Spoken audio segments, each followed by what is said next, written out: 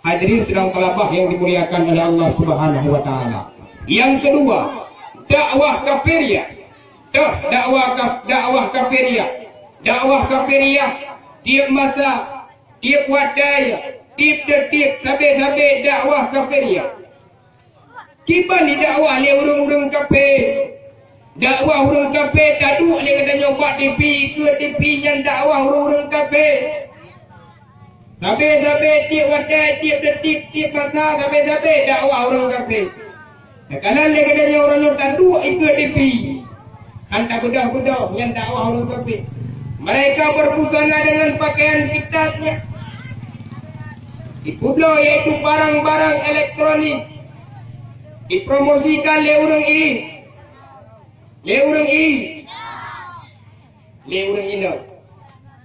Dipudlo iaitu alat pemutihan le orang ini.